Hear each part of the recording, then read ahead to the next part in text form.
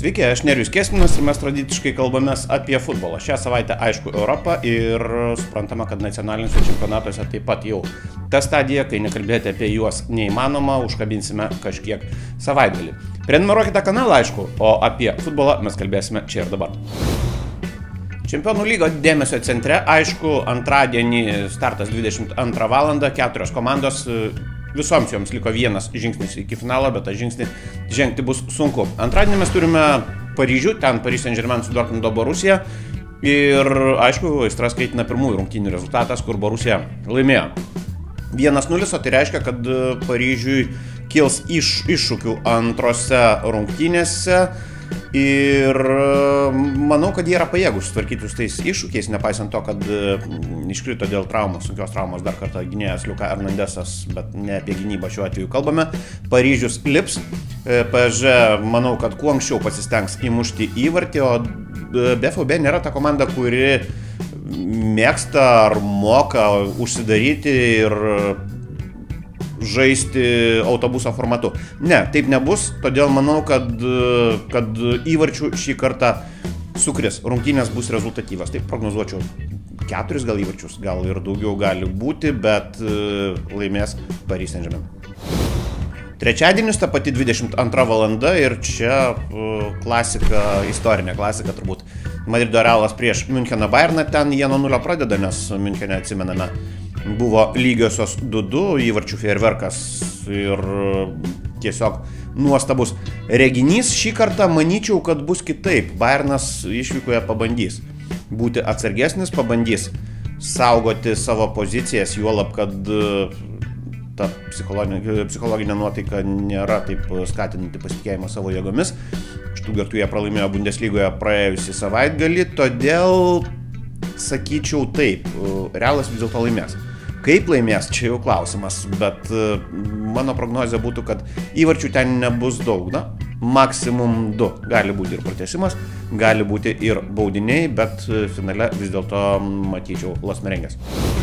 Ketvirtadienis ten Europos lyga, konferencijų lyga, įdomių dalykų kaip ir yra, galbūt gražių dalykų yra, bet kalbant apie rezultatą, vertinant viską rezultato prasme, įdomiausia turbūt yra Atalantos ir Marselio Olimpiko dvikova, ketvirtadienis 22 valanda. Ten 1-1 pirmose rungtynėse, irgi iš nulinių starto pozicijų ir ten turbūt bus įvarčių, ten bus jų daug, kas skatina taip manyti. Ta pati pastarojo meto statistika, Olimpikas 6 įvarčiai įmušti, 5 praleisti per 3 rungtynės. Atalantos įpročius mes puikiai žinome, tas atakuojantis futbolas jiems tinka, todėl irgi prognozuočiau, gerai, tegul būna irgi 4 įvarčiai ir, Atalantos pergalė.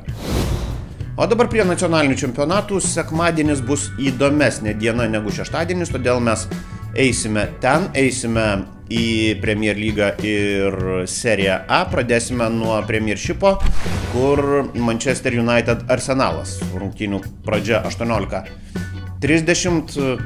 Gyvybiškai svarbus rezultatas ir vieniems ir kitiems dabartinėje situacijoje, nes jų bando užsikabinti už Europos. Taip, jie turi dar turnyro finalą, bet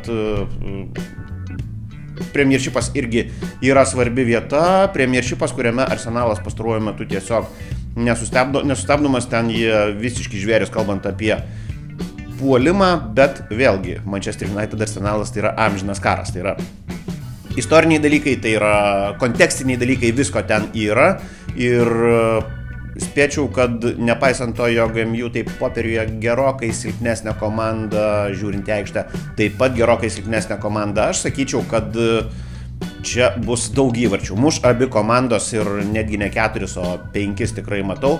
Ir vėlgi matau Arsenalo pergalę, nes dabar jie nesustabdomi. Na ir sekmadienis vėl apie Atalantą. 21:45 minutės jie žaidžia namuose su Roma ir tai yra įdomiausia savaitgalio įvykis nacionaliniuose čempionatuose, nes tai yra faktiškai dėl paskutinės italų vietos čempionų lygoje. 5 arba vieni arba kiti. Tos rungtynės Atalantai bus 8 per 3,5 savaitės.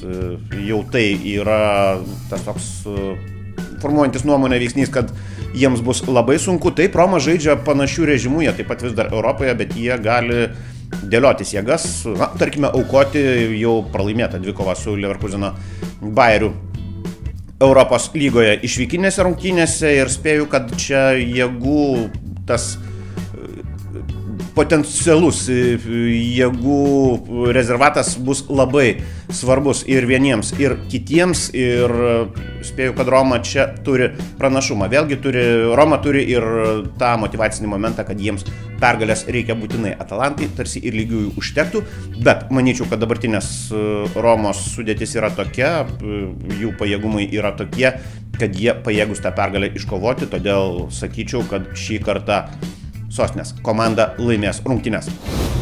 Tiek apie futbolą Europoje šią savaitę. Susimatysime kitą kartą.